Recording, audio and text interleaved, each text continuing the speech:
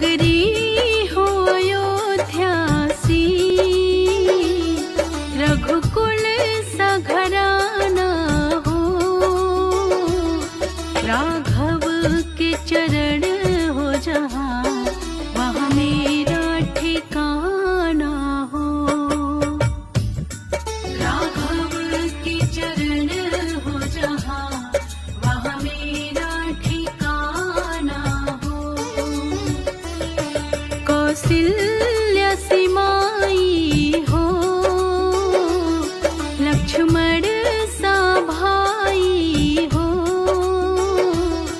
और स्वामी तुम्हारे जैसा